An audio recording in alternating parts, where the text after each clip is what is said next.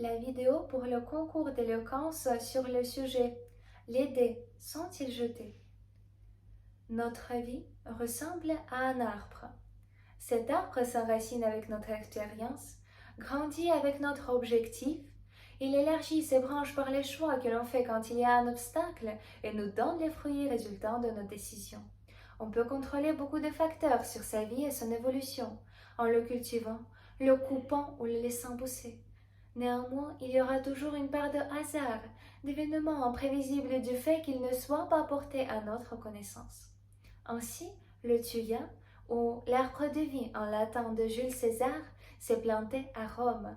Son fruit décisif a mûri lors de la traversée du fleuve Rubicon.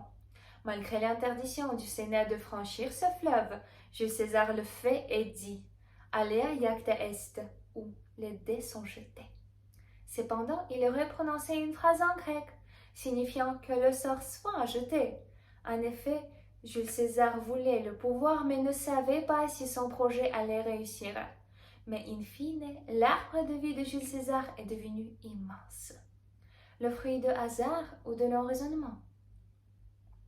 Il est plus simple de répondre quand il s'agit d'événements que l'on ne peut en aucun cas maîtriser.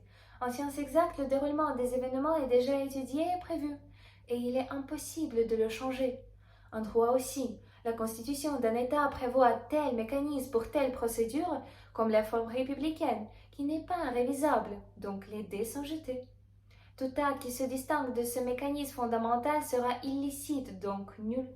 Pourtant, dans les relations entre les humains, tout n'est pas décidé comme ça. Imaginez que le temps passe, mais chaque seconde, les humains prennent des milliards de décisions. Elles forment le carrefour où chaque chemin est un choix unique. Une fois le chemin choisi, il devient un aller sans retour, avec la possibilité de faire évoluer la destination initialement prévue.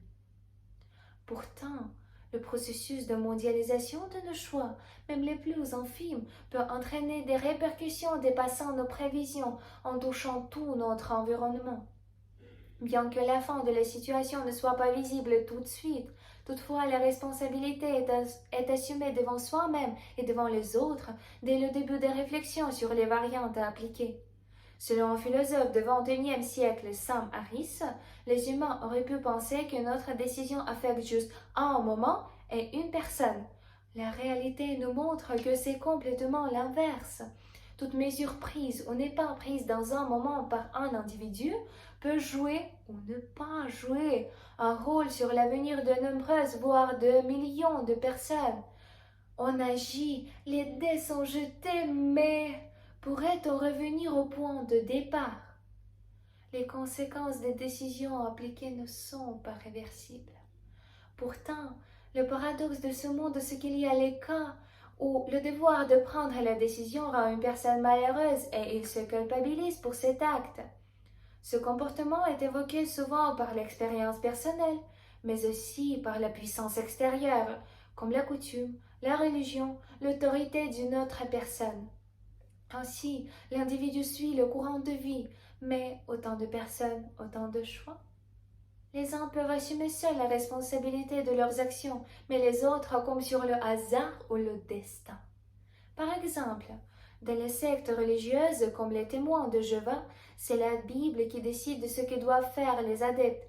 Ainsi, sans réfléchir, cet adepte guidé par le pouvoir divin des prêtres suit le chemin déjà créé. En restant dans ces cadres, il est incapable d'élargir sa pensée et d'envisager le monde sous un autre angle.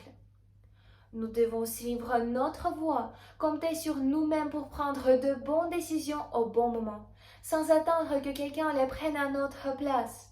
Si quelqu'un veut décider le destin d'autrui et l'a déjà jeté ce dé, il ne doit pas quand même oublier que le côté opposé agissant d'une manière unie, solidaire et honnête peut aussi les jeter.